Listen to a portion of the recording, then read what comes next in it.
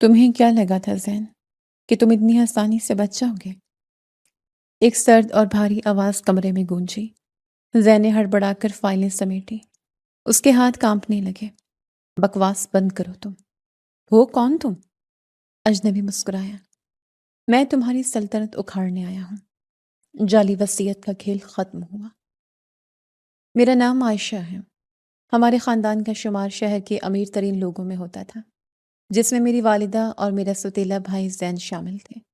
والد صاحب کی اچانک موت کے بعد ساری جائیداد کا کنٹرول زین کے پاس آ گیا تھا، اور اس کا رویہ ہمارے ساتھ انتہائی ظالمانہ ہو چکا تھا۔ وہ ہمیں خرچہ دینے سے بھی کتراتا تھا، اور ماں دن رات روتی رہتی تھیں۔ والد صاحب نے ہمیشہ ہمیں شہزادیوں کی طرح رکھا تھا، لیکن ان کے جاتے ہی زین نے اس گھر کو ہمارے لیے ایک قید خانہ بنا دیا تھا۔ عائشہ، یہ کیسی چائے بنائی ہے تم نے؟ کیا اس گھر میں چینی ختم ہو گئی ہے یا تم جان بوجھ کر مجھے زہر دینا چاہتی ہو؟ زین نے چائے کا کپ زور سے شیشے کی میز پر بٹھا۔ گرم چائے کے قطرے میز پر پھیل گئے۔ اس کی آنکھوں میں شدید غصہ تھا اور ماتھے پر سلوٹیں پڑی تھیں۔ بھائی، میں نے بالکل ویسی ہی چائے بنائی ہے جیسی آپ روز پیتے ہیں۔ چینی بھی پوری ڈالی ہے۔ میں نے ڈرتے ڈرتے جواب دیا اور اپنے دوپٹے کے پلو کو ہاتھوں میں سختی سے پکڑ لیا۔ مجھے معلوم تھا کہ اس کا غصہ کبھی بھی بے قابو ہو سکتا ہے۔ زبان لڑاتی ہو مجھ سے؟ تمہیں لگتا ہے کہ میں جھوٹ بول رہا ہوں؟ زین اپنی کرسی سے اٹھ کھڑا ہوا اور میری طرف ایک قدم بڑھایا۔ تم اور تمہاری ماں اس گھر میں میرے ٹکڑوں پر پل رہے ہو، اس لیے اپنی اوقات میں رہنا سیکھو۔ اگر میں کہتا ہوں کہ چائے میں چینی کم ہے تو اس کا مطلب ہے کم ہے۔ جاؤ اور دوبارہ بنا کر لاؤ، ورنہ آج سارا دن بھوکی رہو گی۔ ماں کچن سے یہ چیخو پکار سن کر جلدی سے ڈرائنگ روم میں آ گئی۔ ان کا چہرہ اترا ہوا تھا اور آنکھوں کے گرد گہرے ہلکے نمایاں تھے۔ انہوں نے جلدی سے میز پر پھیلی چائے کو تولیے سے صاف کرنا شروع کر دیا۔ کیا ہوا زین بیٹا؟ کیوں غصہ کر رہے ہو صبح صبح؟ عائشہ بچی ہے، اس سے غلطی ہو گئی ہوگی۔ میں ابھی تمہارے لیے نئی چائے بنا لاتی ہوں۔ ماں نے انتہائی نرمی اور عاجزی سے کہا تاکہ بات مزید نہ بڑھے۔ مجھے بیٹا مت کہو، میرا تم دونوں سے کوئی خون کا رشتہ نہیں ہے۔ زین نے ماں کے ہاتھ سے تولیہ کھینچ کر دور پھینک دیا۔ میرا باپ مر گیا اور اب اس گھر کا مالک میں ہوں، اور میری مرضی چلے گی۔ اگر یہاں رہنا ہے تو نوکروں کی طرح رہنا پڑے گا، ورنہ دروازہ کھلا ہے، جب چاہو دفع ہو سکتی ہو۔ زین کا ظلم روز بروز بڑھتا جا رہا تھا۔ ایک دوپہر میں دالان میں جھاڑو دے رہی تھی تو دروازے پر شور سنائی دیا۔ میں بھاگ کر گئی تو دیکھا زین غصے میں کھڑا تھا، اور اس کے سامنے گھر کا پرانا اور وفادار ملازم بابا رحیم ہاتھ جوڑے کھڑا تھا اور رو رہا تھا۔ صاحب جی، مجھے کام سے مت نکالیں۔ میں پچھلے 20 سال سے آپ کے والد کے ساتھ اس گھر کی خدمت کر رہا ہوں۔ میرے چھوٹے چھوٹے بچے ہیں۔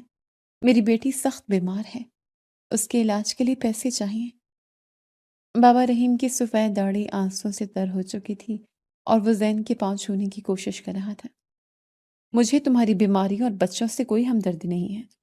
میں نے حساب لگایا ہے، تم کام کم کرتے ہو اور تنخواہ زیادہ لیتے ہو۔ مجھے اس گھر میں مفت کی روٹیاں توڑنے والی نہیں چاہیے۔ میں نے فیصلہ کر لیا ہے، نکلو یہاں سے۔ زین نے بابا رحیم کو کندھے سے زوردار دھکا دیا، جس سے وہ بوڑھا آدمی زمین پر گر پڑا۔ بھائی، یہ کیا کر رہے ہیں آپ؟ بابا رحیم تو ہمارے گھر کے بزرگوں کی طرح ہیں۔ والد صاحب ان کی بہت عزت کرتے تھے۔ میں نے جھاڑو وہیں پھینکی اور آگے بڑھ کر بابا رحیم کو زمین سے اٹھایا۔ ان کے ہاتھ کانپ رہے تھے۔ تم بیچ میں مت بولو عائشہ، ورنہ اگلی باری تمہاری ہوگی، اور تم بھی اسی طرح سڑک پر دھکے کھا رہی ہوگی۔ یہ میرا گھر ہے اور یہاں میرے اصول چلیں گے۔ بابا رحیم، اپنا سامان اٹھاؤ اور آج کے بعد اس محلے میں بھی نظر مت آنا۔ زین نے مجھے کھا جانے والی نظروں سے دیکھا اور اپنی گاڑی کی چابیاں ہوا میں اچھالتا ہوا پورچ کی طرف چلا گیا۔ اس واقعے کے بعد زین نے گھر کے سارے پرانے ملازمین، ڈرائیور اور مالی سب کو باری باری بغیر کسی ٹھوس وجہ کے نکال دیا، اور گھر کا سارا کام میری بیمار ماں اور میرے ذمہ ڈال دیا۔ میں اپنی پڑھائی کے لیے فیس مانگنے اس کے کمرے میں گئی تو وہ لیپ ٹاپ پر اپنی فیکٹری کا حساب کتاب کر رہا تھا۔ زین بھائی، میری یونیورسٹی کی فیس جمع کروانے کی کل آخری تاریخ ہے۔ اگر میں نے کل پیسے جمع نہ کروائے تو میرا داخلہ کینسل ہو جائے گا۔ میں نے ہچکچاتے ہوئے کہا، اور اس کی کام کی میز سے تھوڑے فاصلے پر کھڑی ہو گئی۔ میرے پاس تمہاری فضول پڑھائی کے لیے کوئی فیس ویس نہیں ہے۔ زین نے اسکرین سے نظر ہٹائے بغیر انتہائی اسپاٹ اور زرد لہجے میں جواب دیا۔ اس کی انگلیاں تیزی سے کی بورڈ پر چل رہی تھیں۔ لیکن بھائی، یہ میری ڈگری کا آخری سال ہے۔ اگر فیس جمع نہ ہوئی تو میرا سیمسٹر ضائع ہو جائے گا اور میری ساری محنت برباد ہو جائے گی۔ ابا نے میری پڑھائی کے لیے الگ سے پیسے رکھے تھے، مجھے بس وہی دے دیں۔ میری آواز میں مجبوری کے ساتھ ساتھ غصہ بھی شامل ہو رہا تھا۔ تمہیں سمجھ نہیں آتی ایک بار کہی ہوئی بات، یا میں تمہیں کسی اور زبان میں سمجھاؤں؟ زین نے لیپ ٹاپ کو زور سے بند کیا اور اپنی کرسی سے اٹھ کر میرے بالکل سامنے آ کھڑا ہوا۔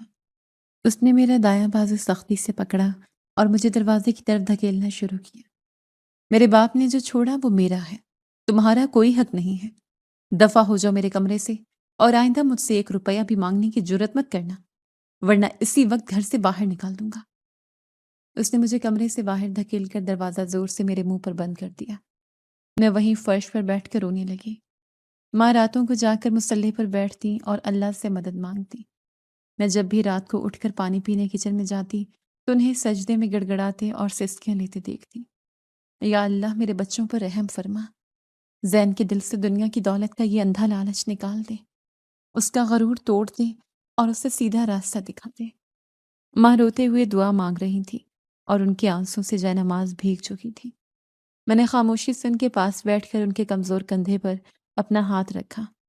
ماں نے سر اٹھا کر مجھے دیکھا اور مجھے اپنے گلے سے لگا لیا۔ عائشہ بیٹی، یہ لالچ بہت بری بلا ہے، یہ انسان کو اندھا کر دیتا ہے، یہ ایک دن اسے ضرور تباہ کر دے گا۔ مجھے اس کے بھیانک انجام سے ڈر لگتا ہے، کیونکہ وہ جس راستے پر چل پڑا ہے وہاں سے واپسی بہت مشکل ہے۔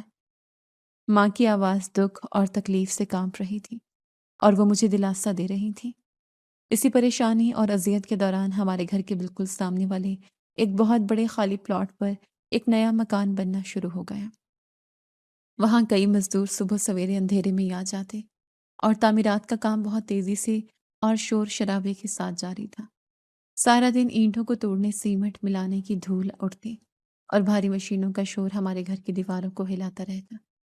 زین کو اس شور سے بہت چڑ تھی، کیونکہ وہ رات گئے تک باہر رہتا اور دن میں دیر تک سوتا تھا۔ ایک اتوار کی دوپہر جب وہ گہری نیند سو رہا تھا تو باہر سیمنٹ مکس کرنے والی مشین کی تیز اور کرخت آواز سے اس کی آنکھ کھل گئی۔ یہ کیا عزا مسلط ہو گیا؟ انسان اپنے گھر میں سکون سے 2 پل سو بھی نہیں سکتا۔ زین بڑبڑاتا اور گالیاں دیتا ہوا بستر سے اٹھا اور غصے سے اپنے کمرے کی بالکنی کی طرف گیا۔ میں اس وقت کپڑے سکھانے کے لیے چھت پر موجود تھی اور زین کو بالکنی میں کھڑے غصے سے پیر پٹکتے دیکھ رہی تھی۔ اوے جاہل اور گنوار انسان، یہ مشین ابھی اسی وقت بند کر، تیرا دماغ خراب ہو گیا کیا؟ زین نے بالکنی کے لوہے کی ریلنگ پر زور سے ہاتھ مارتے ہوئے نیچے کھڑے مٹی میں اٹے مزدوروں پر پوری حواس میں چلانا شروع کر دیا۔ ایک مزدور نے مشین کا بٹن بند کیا اور اپنی گردن اٹھا کر اوپر کی طرف دیکھا، لیکن وہ خاموش رہا۔ اس نے کوئی جواب نہیں دیا۔ ارد گرد کھڑے باقی مزدور بھی اپنا کام چھوڑ کر زین کی طرف دیکھنے لگے۔ دوبارہ یہ شور آیا یا تمہاری مشین چلی تو میں ابھی فون کر کے پولیس بلوا لوں گا اور تم سب کو ہتھکڑیاں لگوا کر جیل میں سڑوا دوں گا۔ سمجھ آئی میری بات؟ زین نے ہوا میں انگلی ہلا کر انہیں دھمکی دی اور مڑ کر واپس اپنے کمرے میں چلا گیا۔ ماں کچن سے زین کی اونچی آواز سن کر سیڑھیاں چڑھتے ہوئے اوپر آ گئی۔ ان کے چہرے پر پریشانی تھی۔ زین بیٹا، کیا کر رہے ہو؟ وہ غریب لوگ ہیں، اپنا اور اپنے بچوں کا پیٹ پالنے کے لیے سخت دھوپ میں محنت مزدوری کر رہے ہیں۔ انہیں اس طرح گالیاں مت دو اور برا مت کہو، اللہ ایسی باتوں سے سخت ناراض ہوتا ہے۔ ماں نے اس کے کمرے میں جا کر اسے سمجھانے کی کوشش کی اور پیار سے اس کے کندھے پر ہاتھ رکھا۔ آپ اپنا یہ فرسودہ فلسفہ اور لیکچر اپنے پاس ہی رکھیں، مجھے ان کی غریبی اور مجبوری سے رتی برابر بھی ہمدردی نہیں ہے۔ میرا سکون اور میری نیند برباد کر رکھی ان جاہل لوگوں نے۔ زین نے ماں کا ہاتھ جھٹک دیا اور بیڈ پر لیٹ کر تکیہ اپنے کانوں پر رکھ لیا تاکہ اسے کچھ سنائی نہ دے۔ ان مزدوروں میں سے ایک مزدور کچھ عجیب تھا۔ میں نے چھت پر کھڑے ہو کر کئی بار اس کا بغور مشاہدہ کیا تھا۔ اس کے کپڑے بالکل پھٹے ہوئے اور سیمنٹ کی مٹی سے اٹے ہوتے تھے، لیکن اس کی آنکھوں میں ایک عجیب سی چمک، تیزی اور پراسراریت تھی۔ وہ عام مزدوروں کی طرح تھکا ہوا اور سست نہیں تھا، بلکہ اس کی ہر حرکت میں ایک پھرتی اور چوکنا پن تھا۔ وہ روز دوپہر کو ٹھیک اسی وقت ہمارے گھر کا بڑا لوہے کا دروازہ بجاتا اور پینے کے لیے ٹھنڈا پانی مانگتا تھا۔ میں نے نوٹ کیا تھا کہ وہ پانی پیتے وقت اپنی نظریں نیچے نہیں رکھتا تھا، بلکہ ارد گرد کا گھر کی دیواروں کا اور کھڑکیوں کا بہت باریک بینی سے جائزہ لیتا تھا، جیسے وہ صرف پانی پینے نہیں آیا بلکہ کسی خاص چیز یا ثبوت کی تلاش میں ہے۔ اس کی تیز نظریں اکثر زین کے کمرے کی بند کھڑکی پر جمی رہتی تھیں۔ ایک دن زین فیکٹری نہیں گیا اور گھر پر ہی تھا۔ وہ ڈرائنگ روم میں صوفے پر بیٹھا اپنی کچھ فائلیں اور حساب کتاب دیکھ رہا تھا۔ دوپہر کا وقت تھا اور اچانک مین گیٹ کی گھنٹی بجی۔ میں کچن میں دوپہر کے برتن دھو رہی تھی اور ماں نماز پڑھ رہی تھی، اس لیے زین خود بڑبڑاتا اور غصے میں پاؤں پٹکتا دروازے پر گیا۔ میں نے کچن کی چھوٹی کھڑکی سے باہر کی طرف جھانکا تو گیٹ پر وہی پر اسٹار مزدور کھڑا تھا۔ کیا مصیبت ہے؟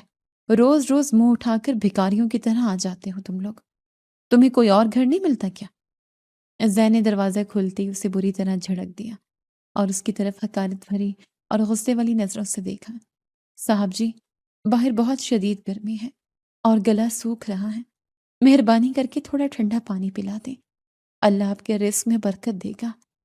مزدور نے اپنی گردن جھکا کر اور ہاتھ جوڑ کر انتہائی عاجزی سے کہا، لیکن میں نے دور سے بھی دیکھ لیا تھا کہ اس کی آنکھیں مسلسل زین کے چہرے اور اس کے پیچھے گھر کے اندرونی حصے کا جائزہ لے رہی تھیں۔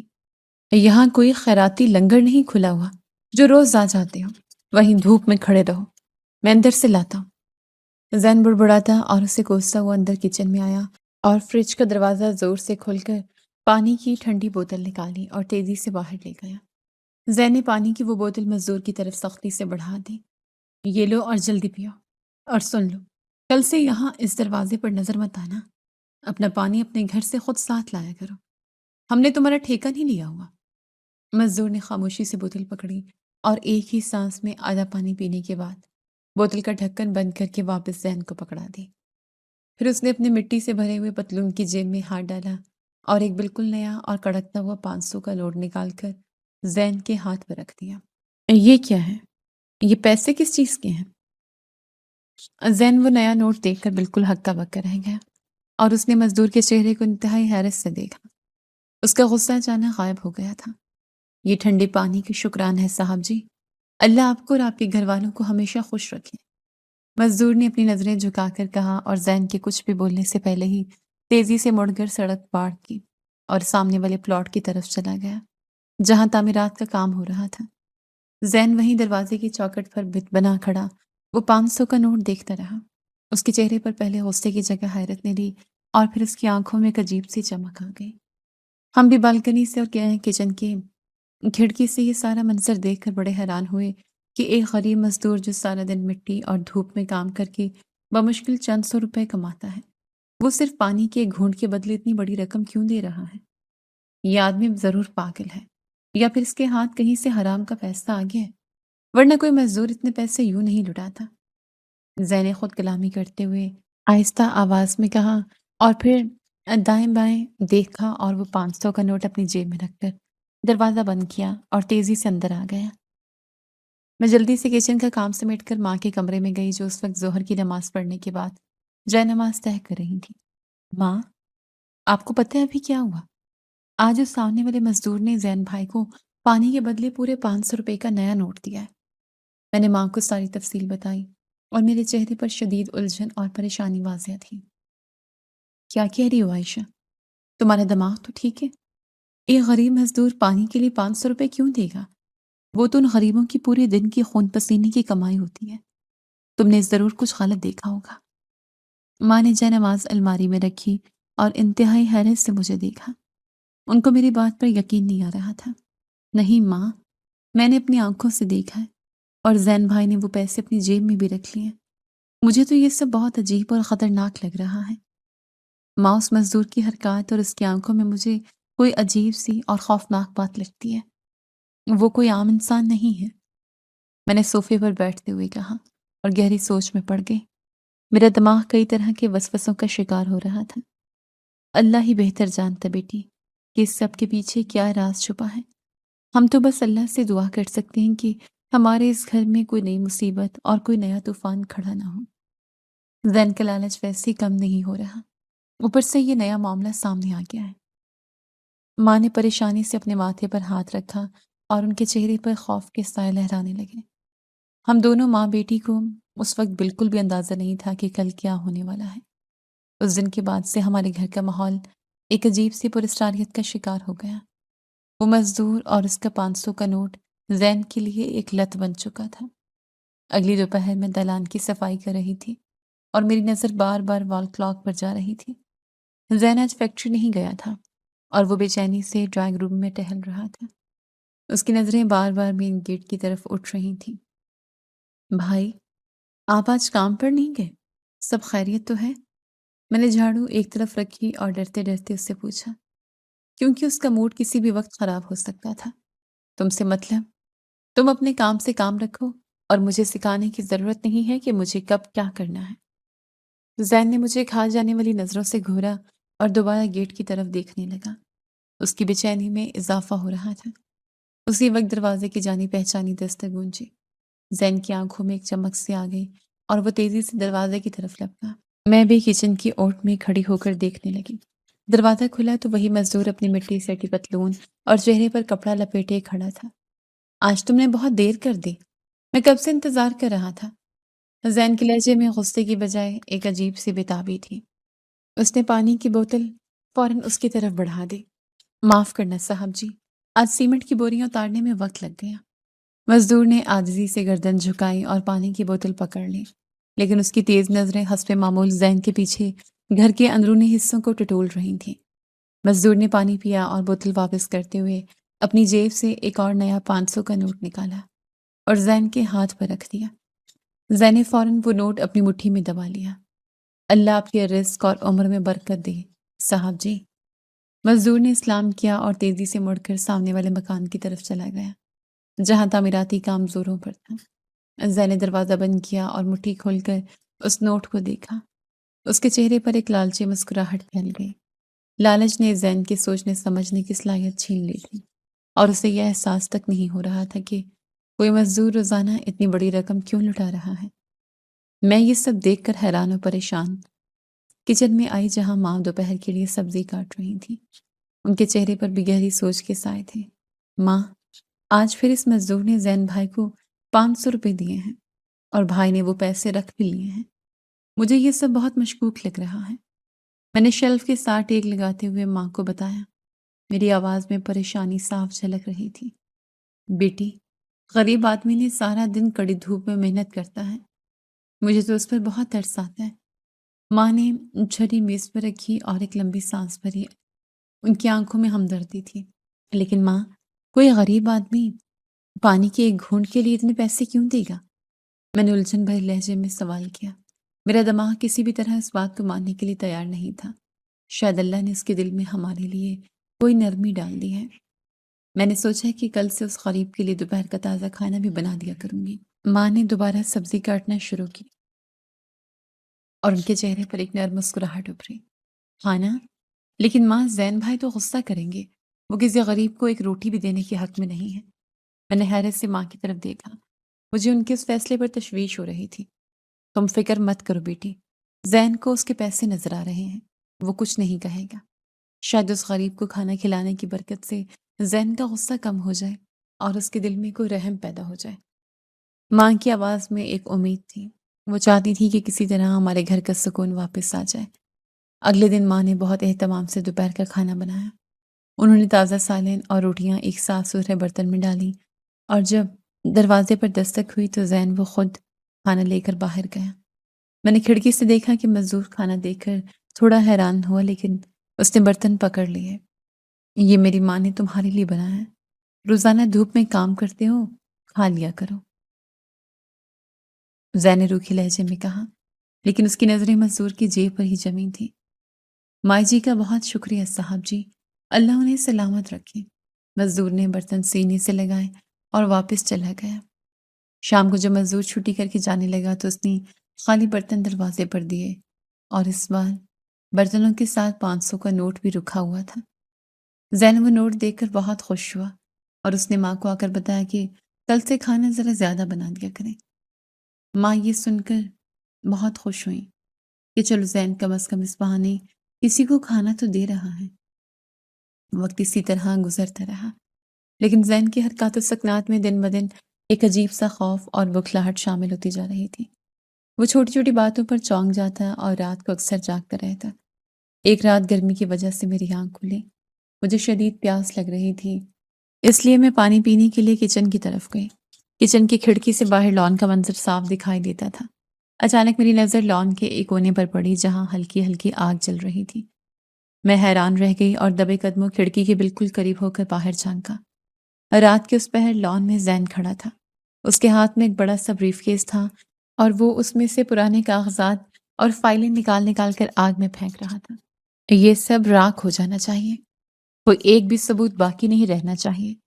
زین خود کلامی کر رہا تھا اور اس کی آواز میں ایک شدید قسم کی گھبراہٹ اور خوف تھا۔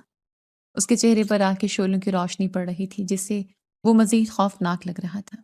وہ بار بار دائیں بائیں اور گھر کی کھڑکیوں کی طرف بار بار مڑ کر دیکھتا، جیسے اسے خوف ہو کہ کوئی اسے دیکھ تو نہیں رہا۔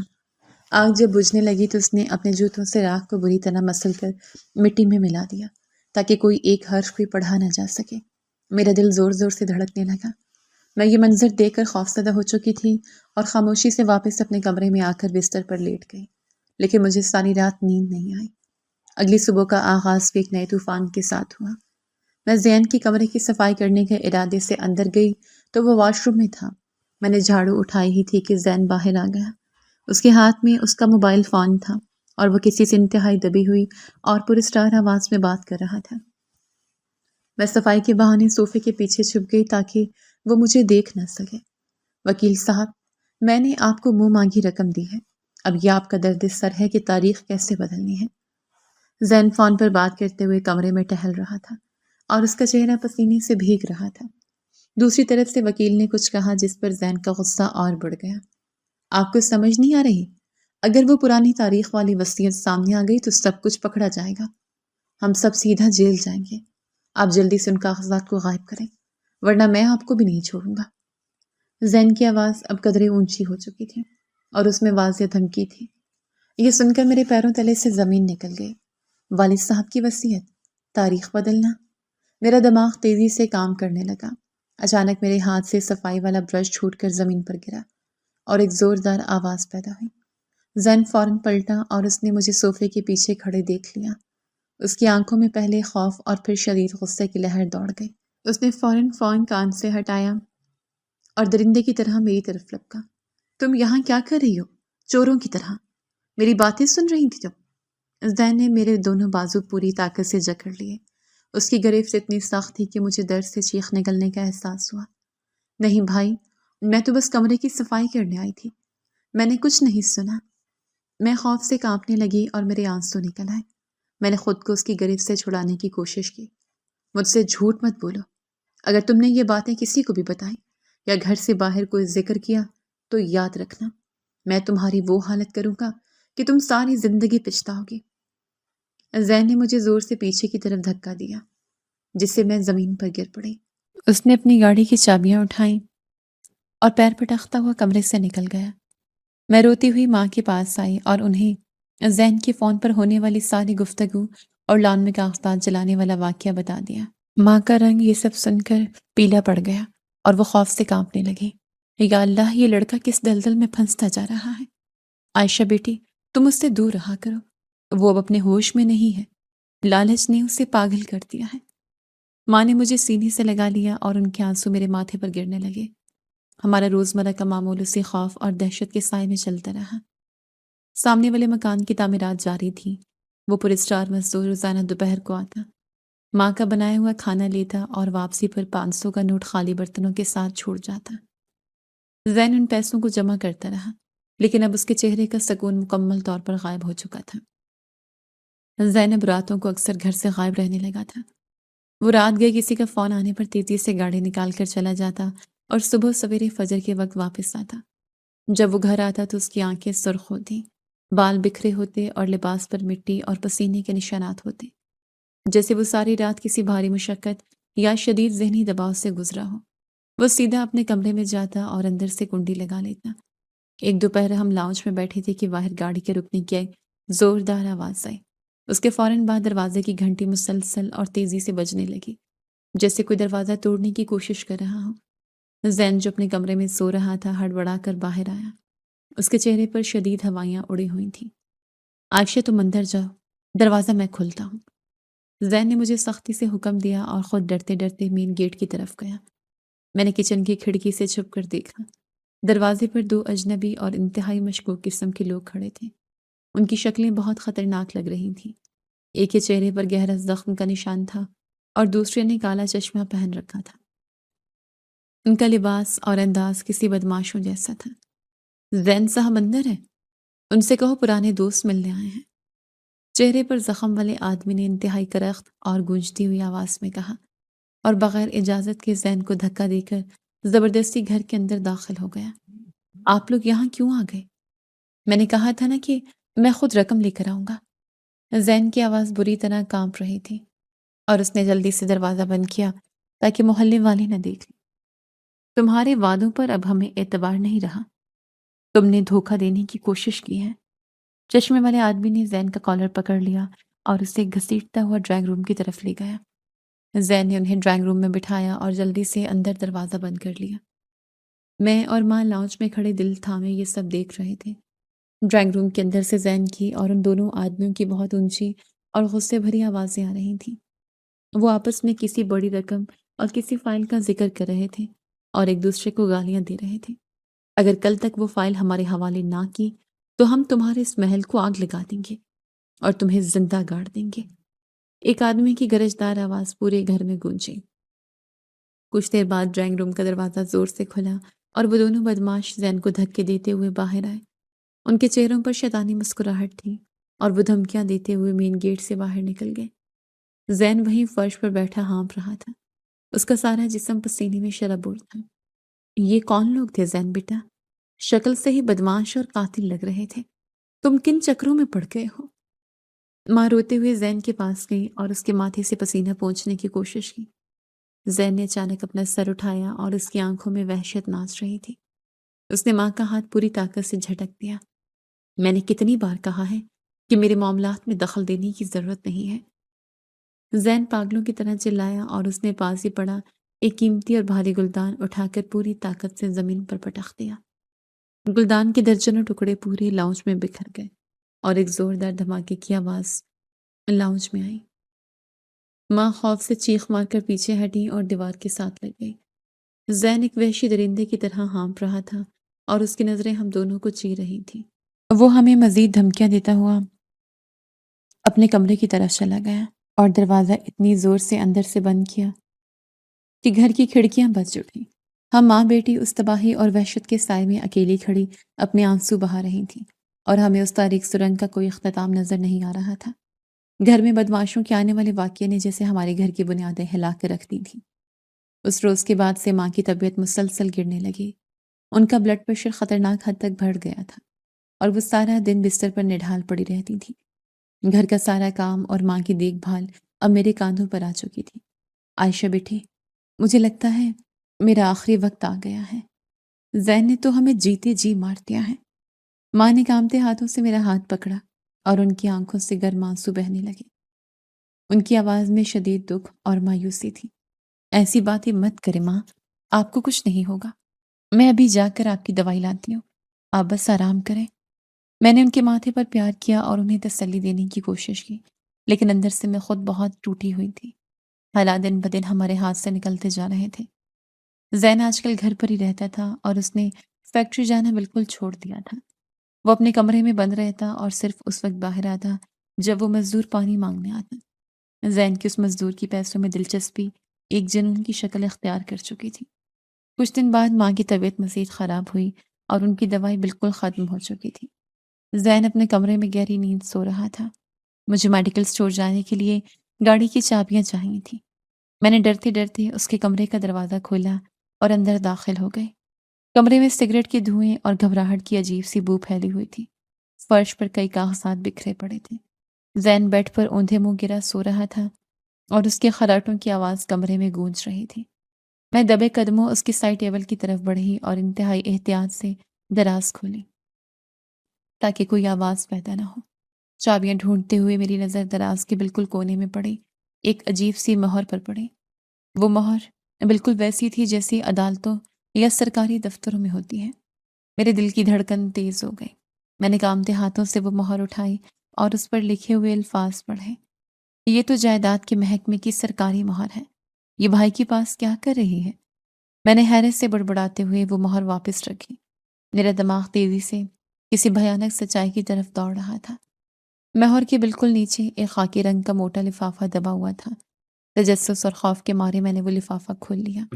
उसके अंदर वाले वालिद साहब के दस्तखत के कुछ कागजात मौजूद थे और कुछ पुराने स्टैम्प पेपर थे जिन पर कई साल पुरानी तारीखें दर्ज थीं। मुझे समझने में देर नहीं लगी कि ज़ैन वालिद साहब की जाली वसीयत तैयार कर चुका है और ये सरकारी मोहर उसकी फ्रॉड का हिस्सा है। बदमाशों का आना और वकील से फ़ोन पर बातें करना सब एक ही कड़ी का हिस्सा था। मेरे हाथ बुरी तरह कांपने लगे। मैंने फ़ौरन वो कागजात वापस लिफाफे में डाले और मोहर को उसकी जगह पर रखकर दराज बंद कर दी। मैंने जल्दी से मेज़ पर पड़ी गाड़ी की चाबियां उठाईं और कमरे से बाहर निकल आए। मेरा सांस बुरी तरह फूल रहा था और माथे पर पसीना आ चुका था।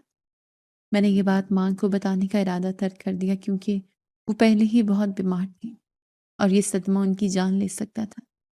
दवाई लाकर मैंने माँ को खिलाई और ख़ुद को पुरसुकून करने के लिए छत पर चली आई। मैं बालकनी के पास खड़ी होकर लंबी लंबी सांसें ले रही थी ताकि मेरी घबराहट कम हो सके। मैंने बेध्यानी में सामने वाले प्लॉट की तरफ देखा जहां दोपहर की कड़ी धूप में तामीराती काम जारी था। आज वो पुरस्कार मजदूर काम नहीं कर रहा था। वो सामने वाले प्लॉट की अधूरी दीवार के पीछे छुप कर खड़ा था और उसकी तेज नजरें मुसलसल हमारे घर की तरफ थी। वो खास तौर पर जैन के कमरे की बंद खिड़की को घूर रहा था। उसकी नज़रों में एक अजीब सी चौकसी थी, जैसे वो किसी शिकारी की तरह अपने शिकार के बाहर आने का इंतजार कर रहा हो। ये इंसान यहाँ क्या कर रहा है और ये काम क्यों नहीं कर रहा? मैंने दिल ही दिल में सोचा और बालकनी के रेलिंग को मजबूती से पकड़ लिया। मेरा शक अब यकीन में बदल रहा था कि ये मजदूर कोई आम इंसान नहीं। अचानक उस मजदूर की नज़र ऊपर उठी और उसने मुझे बालकनी में खड़े देख लिया। मुझे उसकी आंखों में एक अजीब सा इत्मीनान और सख्ती महसूस हुई। उसकी नज़रों में कोई खौफ या शर्मिंदगी नहीं थी। उसने मुझे देखते ही जल्दी से अपना चेहरा मिट्टी से अटे कपड़े से छुपा लिया और दोबारा दूसरी तरफ मुंह करके ईंटें उठाने की अदाकारी करने लगा।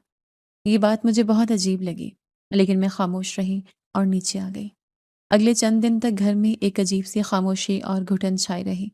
ये किसी बहुत बड़े और तबाहकुन तूफान से पहले की खामोशी थी। जैन की बुखलाहट अरूज पर थी। एक शाम हम टीवी लाउंज में खामोशी से बैठे थे कि मेन गेट जोर से खुला। जैन की गाड़ी इंतहाई तेजी से अंदर आई और ब्रेक लगने की खौफनाक आवाज गूंजी, जैसे गाड़ी किसी चीज से टकराते टकराते बची हो। जैन भागता हुआ अंदर आया। वो बहुत घबराया हुआ था। उसका चेहरा पसीने से शराबूर था। उसकी कमीज के बटन खुले हुए थे और आंखों में शदीद वहशत और खौफ नाच रहा था। उसने आते ही अपने कमरे का दरवाज़ा जोर से खोला और अपना एक बड़ा सफरी बैग निकाल कर बेड पर फेंक दिया। जैन बेटा, क्या हुआ है? तुम इतने घबराए हुए क्यों हो? किसी से लड़ाई हुई है क्या? माँ ने जल्दी से अपनी जगह से उठकर इंतहाई परेशानी से पूछा और उसके पीछे कमरे में गई। मैं भी उनके पीछे भागी क्योंकि मुझे हालात बहुत ख़राब लग रहे थे। जैन ने अलमारी खोली और उसमें से कैश, जेवरात और कुछ ज़रूरी फाइलें निकाल कर बेदर्दी से बैग में ठौंसने लगा। उसके हाथ तेज़ी से चल रहे थे, जैसे उसके पास वक्त बहुत कम हो और वो जान बचाकर भागना चाहता हो। तुम दोनों खड़ी मेरा मुंह क्या देख रही हो? जाओ और जल्दी से अपना ज़रूरी सामान बांध लो। हमारे पास वक्त बिल्कुल नहीं है। जैन ने बैग की जिप बंद करते हुए हमारी तरफ मुड़कर पूरी ताकत से चिल्लाकर कहा। उसकी आंखों में खून उतरा हुआ था। लेकिन हम कहाँ जा रहे हैं और ये सब क्या हो रहा है? तुम हमें कुछ बताओगे भी? माँ ने आगे बढ़कर घबराहट में उसका हाथ मजबूती से पकड़ लिया। जैन ने इंतहाई सख्ती और बेरहमी से माँ का हाथ झटका। उस जोरदार धक्के से माँ का तवाज़ुन बिगड़ा और वो ज़मीन पर गिर गई। तुम दोनों की वजह से मैं एक बहुत बड़ी मुसीबत में फंसने वाला हूँ। मैंने जो रिस्क लिया था वो उल्टा पड़ गया है। मुझे यहाँ से हर हाल में जाना होगा। जैन ने गुस्से से दांत पीसते हुए कहा और अपना बैग कंधे पर डाल लिया। भाई, आपने माँ को क्यों धक्का दिया? आप पागल हो गए हैं क्या? दौलत ने आपको अंधा कर दिया है। मैं जल्दी से आगे बढ़ी और रोती हुई माँ को ज़मीन से उठाया। वो दर्द से करा रही थी और उनकी आंखों में अपने ही बेटे के लिए खौफ था। میں نے یہ گھر بیچ دیا ہے اور مجھے پوری رقم مل چکی ہے۔ میں نے سارے سودے طے کر لیے ہیں۔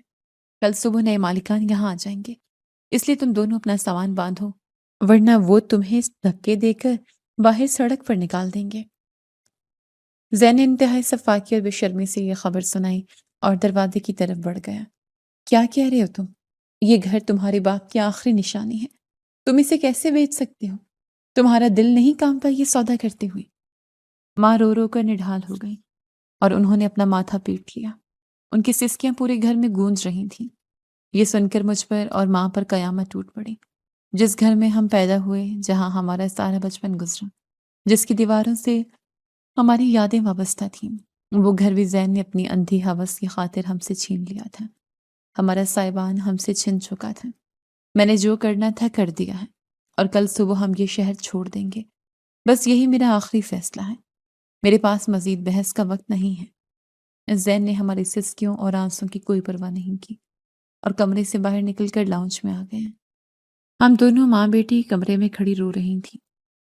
ہمیں اپنا اور ایک دوسرے کا مستقبل انتہائی تاریک اور بھیانک نظر آ رہا تھا۔ وہ رات ہم نے روتے اور سامان باندھتے ہوئے گزاری۔ زین ساری رات جاگتا رہا۔ وہ بار بار لاؤنج میں ٹہلتا، کبھی پانی پیتا اور بار بار کھڑکی کے پردہ ہٹا کر باہر سڑک پر جھانکتا رہا، جیسے اسے کسی کا شدت سے انتظار ہو یا وہ کسی پولیس کے چھاپے سے ڈر رہا ہو۔ اس کے ماتھے کا پسینہ اور چہرے کا خوف چیخ چیخ کر بتا رہا تھا کہ اس نے لالچ کی جو آگ لگائی ہے، اب وہ خود اس میں بری طرح جلنے والا ہے۔ یہ رات ہمارے لیے ایک نہ ختم ہونے والا عذاب سے کم نہیں تھی، اور اگلی صبح جو ہونے والا تھا اس کا ہمیں کوئی اندازہ نہیں تھا۔ یہ اس گھر میں ہماری آخری صبح تھی۔ رات بھر جاگنے اور رونے کی وجہ سے میری آنکھیں سوج چکی تھیں اور سارا جسم درد کر رہا تھا۔ گھر کے کونے میں سامان بکھرا پڑا تھا اور ہر چیز پر اداسی چھائی ہوئی تھی۔ ماں کچن میں کھڑی تھی اور ان کے ہاتھ کانپ رہے تھے۔ وہ روتے ہوئے آخری بار اس مزدور کے لیے کھانا بنا رہی تھی۔ چولہے پر سالن پکنے کی خوشبو بھی آج مجھے زہر لگ رہی تھی۔ ماں، آپ یہ کیا کر رہی ہیں؟ ہم خود در بدر ہونے والے ہیں، ہمارے سر پر چھت نہیں ہے، اور آپ کو اس نامعلوم مزدور کے کھانے کی فکر پڑی ہے۔ میں نے غصے اور تکلیف کے ملے جلے جذبات کے ساتھ کہا، اور کچن کے دروازے کے ساتھ ٹیک لگا کر کھڑی ہو گئی۔ بیٹی، ہم تو بے گھر ہو گئے، لیکن جب تک یہاں ہیں کسی غریب کا رزق بند نہیں کریں گے۔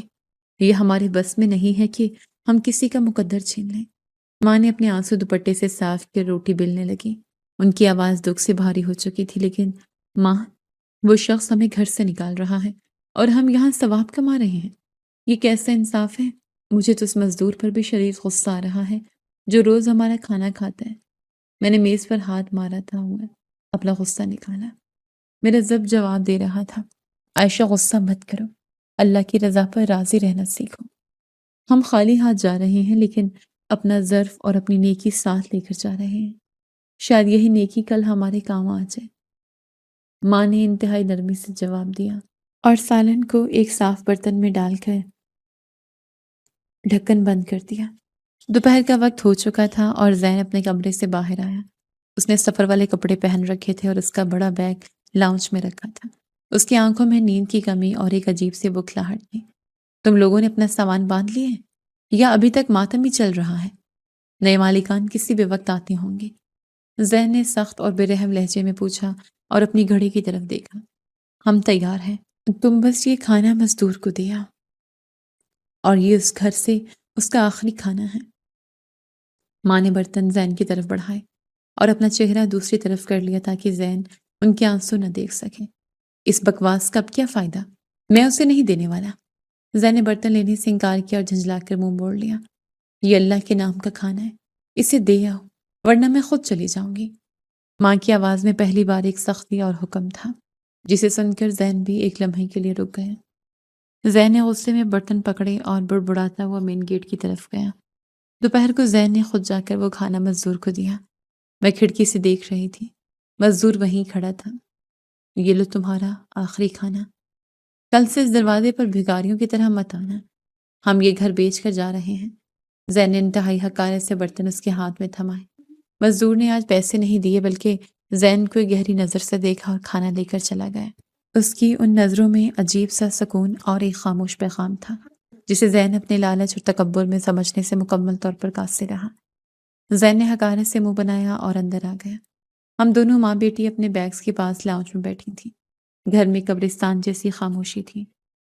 گھڑی کی سوئیاں ٹک ٹک کر رہی تھیں اور ہر گزرتا لمحہ ہمیں اس گھر سے دور کر رہا تھا۔ گھر کچھ دیر بعد دروازے پر دوبارہ دستک ہوئی۔ یہ دستک معمول سے کچھ مختلف اور زوردار تھی۔ میری دھڑکن تیز ہو گئی کہ شاید گھر خریدنے والے نئے مالکان آ گئے ہیں۔ میں نے ڈرتے ڈرتے جا کر دروازہ کھولا تو وہی مزدور کھڑا تھا۔ اس کے ہاتھ میں خالی برتن تھے۔ اس نے برتن میرے ہاتھ میں دیے اور بغیر کچھ کہے تیزی سے مڑ کر چلا گیا۔ آج اس نے چہرے پر کپڑا نہیں لپیٹا ہوا تھا اور اس کی چال میں ایک عجیب سا رعب اور اعتماد تھا۔ میں برتن لے کر کچن میں آئی تاکہ انہیں دھو کر رکھ دوں۔ میرا دل بہت اداس تھا اور آنکھوں سے مسلسل آنسو بہہ رہے تھے۔ مجھے لگ رہا تھا کہ اس کچن کے سنگ میں پانی نہیں بلکہ میری یادیں بہہ رہی ہیں۔ جب میں نے برتن دھونے کے لیے ان کا ڈھکن اٹھایا تو اس کے اندر ایک پرچی پڑی تھی۔ وہ پرچی بالکل سفید تھی اور اس پر نیلے رنگ کی روشنائی سے کچھ لکھا تھا۔ میرا دل زور سے دھڑکا۔ مجھے سمجھ نہیں آیا کہ کسی مزدور نے برتن میں پرچی کیوں رکھی۔ میں نے کانپتے ہاتھوں سے وہ پرچی کھولی۔ اس پر جو لکھا تھا اسے پڑھتے ہی میری جان نکل گئی۔ میرے دماغ میں جیسے کوئی زوردار دھماکہ ہوا اور میری آنکھوں کے سامنے اندھیرا چھانے لگا۔ پرچی پر لکھا تھا کہ تمہارا بھائی والد کی جعلی وصیت بنا کر جائیداد پر قابض ہوا تھا اور میں کوئی مزدور نہیں بلکہ تفتیشی افسر ہوں جس نے اس کے فراڈ کے سارے ثبوت جمع کر لیے ہیں۔ یہ پڑھ کر میرے پیروں تلے سے زمین کھسک گئی۔ مجھے وہ ساری باتیں یاد آنے لگیں۔ بھائی کا رات کو کاغذات جلانا، وکیل سے فون پر ڈرتے ہوئے بات کرنا، وہ سرکاری مہر اور وہ نامعلوم بدماشوں کا آنا۔ سارا کھیل شیشے کی طرح صاف ہو کر میرے سامنے آ چکا تھا۔ وہ مزدور دراصل حکومت کا ایک انڈر کور افسر تھا جو زین کے خلاف ثبوت اکٹھے کرنے کے لیے بھیس بدل کر آیا تھا اور وہ پانی کے بہانے روزانہ ہمارے گھر کی جاسوسی کرتا تھا۔ میں پرچی ہاتھ میں پکڑے دیوانہ وار بھاگتی ہوئی زین کے کمرے میں گئی، لیکن اندر کا منظر دیکھ کر میری روح لرز گئی۔ کمرے کا دروازہ اد کھلا تھا اور اندر دو ہٹے کٹے پولیس والے موجود تھے۔ میں نے اچانک دیکھا کہ زین کو ہتھکڑیاں لگی ہوئی تھیں اور وہی تفتیشی افسر جو مزدور بنا ہوا تھا اپنے پولیس اہلکاروں کے ساتھ موجود تھا۔ اس افسر نے اب اپنے مٹی سے بھرے کپڑے اتار دیے تھے اور اس کے نیچے سے اس کی خاکی پولیس کی وردی نظر آ رہی تھی۔ اس کی آنکھوں میں وہی پرانی چمک ایک تفتیشی افسر کے جلال میں بدل چکی تھی۔ تمہیں کیا لگا تھا زین کہ تم اتنی آسانی سے بچ جاؤ گے؟ جعلی وصیت اور فراڈ کا کھیل اب ختم ہو چکا ہے۔ اس تفتیشی افسر کی سرد اور بھاری آواز کمرے میں گونجی۔ یہ وہی سنسنی خیز آواز تھی جو مجھے اکثر راتوں کو خواب میں ڈراتی تھی۔ مجھے چھوڑ دو، میں نے کچھ نہیں کیا، یہ سب جھوٹ ہے، میں بہت بڑا آدمی ہوں، تمہیں نوکری سے نکلوا دوں گا۔ زین روتے ہوئے اور گڑ گڑاتے ہوئے چلا رہا تھا، لیکن اس کی آواز میں وہ پرانا غرور بالکل نہیں تھا۔ اہلکار زین کو کالر سے پکڑ کر گھسیٹتے ہوئے باہر لے جا رہے تھے۔ زین نے مزاحمت کرنے کی کوشش کی، لیکن ایک پولیس والے نے اسے سختی سے دھکا دیا جس سے وہ فرش پر گر پڑا۔ زین کا سارا غرور ٹوٹ چکا تھا اور وہ خوف اور ذلت سے بری طرح کانپ رہا تھا۔ ماں یہ شور سن کر بھاگتی ہوئی اندر آئیں اور اپنے بیٹے کو ہتھ کڑیوں میں دیکھ کر ان کے منہ سے ایک دل خراش چیخ نکل گئی۔ وہ زین کی طرف بڑھنے لگی، لیکن تفتیشی افسر نے انہیں احترام سے روک دیا۔ ماں جی، آپ پریشان نہ ہوں، اس شخص نے آپ کے شوہر کی جعلی وصیت بنا کر آپ دونوں کا حق چھینا تھا۔ یہ گھر بدماشوں کو بیچنے والا تھا۔ ہم نے اس کے سارے ثبوت حاصل کر لیے ہیں۔ تفتیشی افسر نے انتہائی نرمی سے ماں کو ساری حقیقت بتائی اور وہ پرچی میری طرف دیکھ کر مسکرایا۔ زین نے روتے ہوئے ماں کی طرف دیکھا، لیکن ماں کی آنکھوں میں اب ممتا کی بجائے ایک دکھ بھری حیرت اور نفرت تھی۔ وہ جان چکی تھی کہ ان کے سوتیلے بیٹے نے ان کے ساتھ کتنا گھناؤنا اور شرمناک کھیل کھیلا تھا۔ لے جاؤ اسے، اس نے اپنے باپ کی روح کو دھوکہ دیا ہے، اللہ اس کے گناہوں کا حساب کرے گا، ماں نے سختی سے کہا اور اپنا چہرہ پھیر لیا۔ پولیس والے زین کو دھکے دیتے ہوئے مین گیٹ سے باہر لے گئے، جہاں پولیس کی گاڑی سائرن بجاتی ہوئی کھڑی تھی۔ محلے کے لوگ اکٹھے ہو چکے تھے اور زین ذلت کے مارے اپنا منہ چھپا رہا تھا۔ زین کی گرفتاری کے بعد قانونی کارروائی شروع ہوئی اور تفتیشی افسر کی جمع کی گئی رپورٹ نے سارا معاملہ چند دنوں میں حل کر دیا۔ زین کے وکیل اور اس کے ساتھی بدماشوں کو بھی گرفتار کر لیا گیا۔ عدالت نے زین کو دھوکہ دہی اور فراڈ کے جرم میں سخت قید اور جرمانے کی سزا سنائی۔ جعلی وصیت منسوخ کر دی گئی اور والد صاحب کی اصل وصیت کے مطابق ساری جائیداد قانونی طور پر واپس میری اور ماں کی ملکیت میں آ گئی۔ ہمیں اپنا چھینا ہوا حق اور اپنا پیارا گھر واپس مل چکا تھا۔ اس دن مجھے احساس ہوا کہ ظلم اور لالچ کی عمارت کتنی ہی اونچی کیوں نہ ہو، ایک دن اسے گرنا ہی ہوتا ہے۔ انسان جب حرص کی پٹی آنکھوں پر باندھ لیتا ہے تو اسے اپنی بربادی نظر نہیں آتی، لیکن قدرت کا قانون بہت سخت ہے۔ برے کام کا انجام ہمیشہ برا ہوتا ہے اور سچائی آخر کار اپنا راستہ بنا ہی لیتی ہے۔ جھوٹ اور دھوکے کی عمر بہت چھوٹی ہوتی ہے، اور جب سچ سامنے آتا ہے تو وہ سب کچھ بہا لے جاتا ہے۔ ماں ٹھیک کہتی تھی کہ ناجائز دولت انسان کو سکون نہیں دیتی بلکہ اسے عبرت کا نشان بنا دیتی ہے۔ لالچ نے زین سے اس کا گھر، اس کا خاندان اور اس کی آزادی سب کچھ چھین لیا تھا۔ آج ہم اپنے گھر میں سکون سے بیٹھے تھے اور زین جیل کی سلاخوں کے پیچھے اپنے کیے کی سزا بھگت رہا تھا۔ ہمارے گھر کے سامنے والے پلاٹ پر اب کوئی کام نہیں ہو رہا تھا، لیکن مجھے وہ تفتیشی افسر ہمیشہ یاد رہے گا جس نے ایک مزدور بن کر ہمیں ایک بہت بڑی تباہی اور دربدری سے بچا لیا تھا۔ زندگی اب دوبارہ اپنی پرسکون ڈگر پر لوٹ آئی تھی، اور ہم نے اللہ کا شکر ادا کیا جس نے ہمیں اس کٹھن آزمائش سے سرخرو نکالا۔ بلا شبہ جو سچائی اور نیکی کے راستے پر چلتا ہے، اللہ ہمیشہ اس کا حامی و ناصر ہوتا ہے۔